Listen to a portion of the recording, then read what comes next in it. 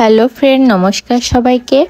আর আমার একটা ছোট্ট অ্যাকোয়ারিয়াম আছে, এটা তো আপনারা সবাই দেখেছেন, অনেক ভিডিও আমি দেখিয়েছি। কিন্তু এই অ্যাকোয়ারিয়ামের এই যে সৌন্দর্যের পিছনে কিন্তু অনেক কষ্ট আছে। এর যে মাছগুলো পরিচর্যা করা কিন্তু অনেক কষ্টের একটা ব্যাপার। আমি যখন প্রথম কিনেছিলাম, কেনার আগে জানতাম না যে এর পিছনে এত কষ্ট করতে হয়, এত যত্ন করতে হয়, এত পরিষ্কার পরিচ্ছন্ন করতে হয়। আমি শুধু এর সৌন্দর্য দেখেই কিনেছিলাম। তারপরে যখন ফেলেছি, এগুলোকে তো আর ফেলে দিতে পারবো না। আর আমার পার্সোনালি অনেক ভালো লাগে, এই জন্য আমি রেখেছি, না হলে আমি রাখতাম না। এর পিছনে যতটা না কষ্ট করা লাগে। এইগুলো পরিষ্কার করতে হয় মাসে একবার করে। আর এছাড়াও এর প্রতিদিন খেতে দিতে হয়। এছাড়া অনেক পরিচর্যা রয়েছে। মাছগুলো স্বাস্থ্যের দিকে খেয়াল করতে হয়, অন্য দিকেও খেয়াল করতে হয়। তাই আমি প্রথমে জলগুলো একটা পাইপের সাহায্যে বের করে দিচ্ছিলাম। এই পাইপটা হাওয়া দিয়েই জল বের করে।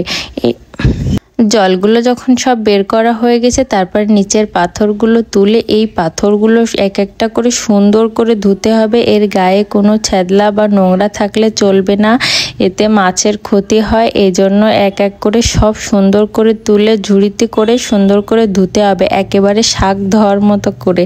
তারপরে এর ভিতরে যে কাচের অংশ দেখছেন, এটাও অনেক সুন্দর করে পরিষ্কার করে ধুয়ে মুছে, মানে এর গায়ে একটুও ময়লা থাকলে হবে না। তারপরে আমি সব পরিষ্কার পরিচ্ছন্ন করে নিয়েছিলাম। তারপরে পাথরগুলো দিয়ে দিলাম। এবার মাছগুলো আমি নতুন জলের ভিতর ছেড়ে দিলাম, কারণ মাছগুলোকে নতুন জলে দিলে ওরা একটু বেশি খুশি হয়, কারণ নতুন জল ওদের খুবই পছন্দ। আর নতুন জল পেলে ওরা খুবই ঘোরাঘুরি করা শুরু করে দেয়। আর এই আমার অ্যাকোয়ারিয়ামটা কিন্তু অনেক বড়, এই জন্য এখানে জল ভরতে বা জল বের করতে অনেক টাইম লাগে, অনেক কষ্ট হয়। এই কাজটা আমি একা পারি না, এই কাজটাতে আর্য আমাকে সাহায্য করে। আর এটা হলো মোটর বলতে পারেন বা ফিল্টার, একসাথে দুটোরই কাজ করে। জল ফিল্টারিং করে, আবার অক্সিজেনেরও কাজ করে।